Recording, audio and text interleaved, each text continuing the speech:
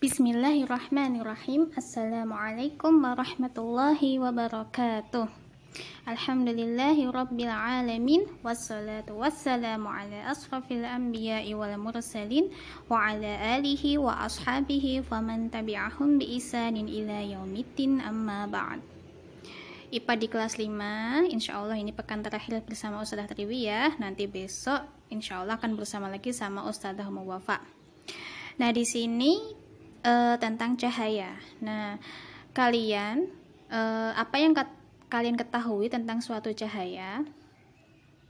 Ya, kalian bisa melihat sumber cahaya itu pada lampu, pada lilin, pada sinar matahari, dan sebagainya. Intinya suatu benda yang menimbulkan cahaya, nah itulah ada cahaya di situ. Dia berarti sumber cahayanya. Oke, kita lanjut. Nah, di sini yang pertama tadi kita membahas tentang sifat-sifat cahaya.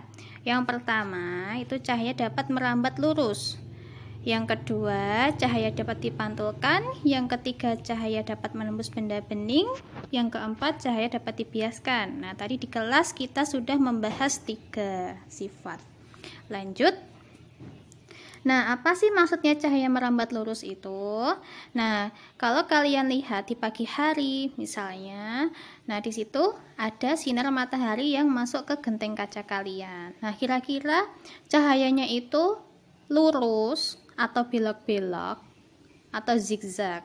Nah, di sini misalnya ada suatu contoh, saat berjalan di kegelapan kita memerlukan senter. Nah, coba senter itu kita nyalakan pada sebuah kegelapan. Nah, di situ arah rambatannya itu menurut garis lurus. Nah, kemudian ketika melihat cahaya matahari yang menerobos masuk melalui genting, nah itu juga menunjukkan bahwasanya cahaya itu merambat secara lurus. Nah, di sini sifat cahaya ini dimanfaatkan manusia pada pembuatan lampu senter dan lampu kendaraan bermotor. Nah, ini contohnya pada sinar matahari yang melewati itu pintu jendela kalian. Atau lampu senter saat kita sorot, nah pasti dia lurus kan, nggak mungkin saat kita sorot ke atas tiba-tiba lampu senternya ke bawah. Nah, itu berarti bukan cahaya, tapi ada cahaya lain. Ya, oke, kita lanjut lagi. Nah, di sini yang kedua, cahaya itu dapat menembus benda bening. Nah, contohnya di sini pada kaca. Nah, misalnya kita letakkan lilin di belakang kaca, nah pasti dia ada timbul cahaya di sebelahnya. Makanya sifat cahaya itu dapat menembus benda bening. Nah, di sini ketika cahaya itu masuk ke dalam rumah, selain melalui celah-celah, juga bisa melalui jendela yang ada di depan rumahmu atau yang ada pada genting jendela. Nah, kaca bening itu ditembus oleh cahaya matahari. Lalu apabila kalian menutup jendela itu menggunakan karton, nah otomatis cahayanya akan terhalang oleh karton itu. Bahwasanya cahaya itu hanya dapat menembus benda yang bening. Nah, di sini penerapan cahaya pada yang menembus benda bening itu. Nah, kalau punya kaca loupe, itu coba kalian letakkan di bawah sinar matahari. Nah, pasti kertas di bawah kaca loupe itu akan terbakar. Nah, hal ini menunjukkan bahwasanya cahaya itu dapat menembus benda bening. Sifat yang ketiga yaitu cahaya dapat dipantulkan. Nah, di sini kita bisa melihatnya melalui cermin. Nah, di sini salah satu cermin itu mengaplikasikan atau memanfaatkan pemantulan cahaya. Nah, pada pemantulan ini sinar pantul memiliki arah yang teratur karena cerminnya itu datar dan licin. Beda lagi kalau cerminnya itu geronjal-geronjal. Nah, itu nanti ada di buku kalian.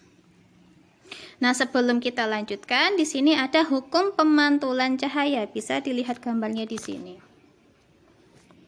Nah, sinar datang, ini sinar datang, garis normal, dan sinar pantul itu terletak pada satu bidang datar. Nah, ini bidang datarnya di sini.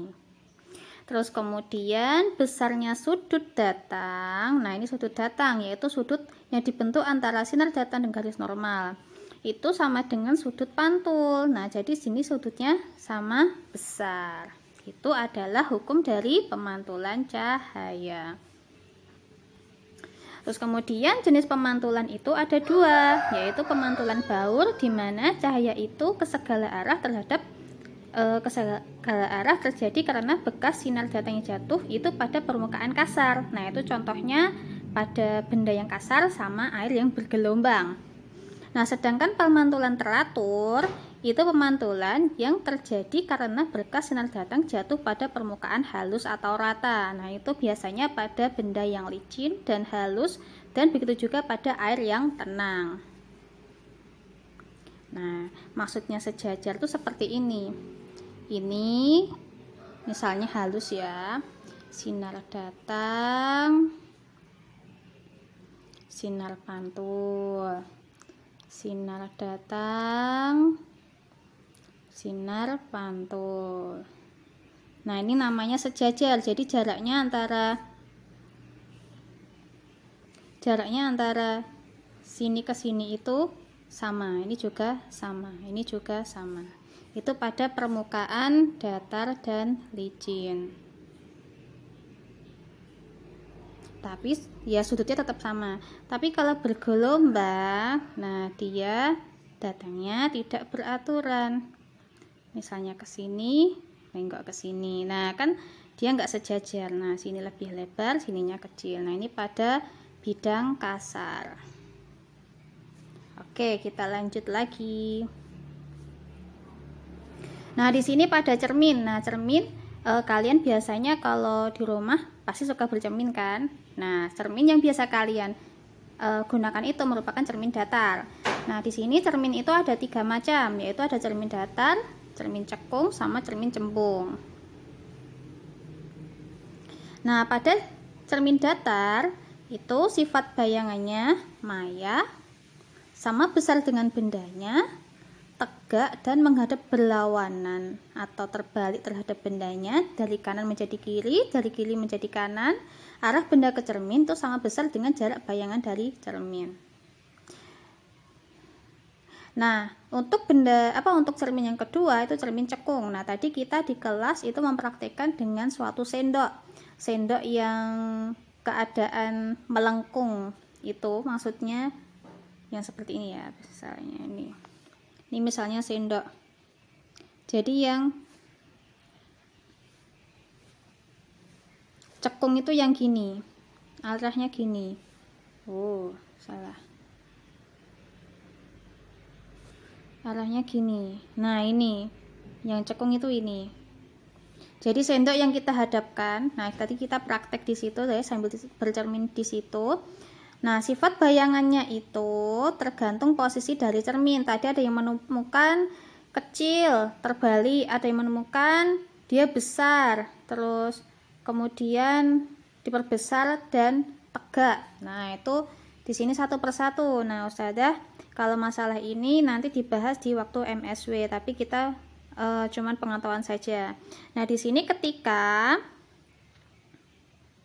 bayangan benda ini, bayangannya terletak di sini, nah jadi terbalik. Jadi posisinya itu beda-beda. Kalau kita menjauh itu terjadi kecil, terus kemudian terbalik. Tapi kalau kita mendekat, nah beda lagi. Nah, ini hanya pengetahuan saja ini. Nih, nanti menurut yang di buku saja ya. Nah, itu.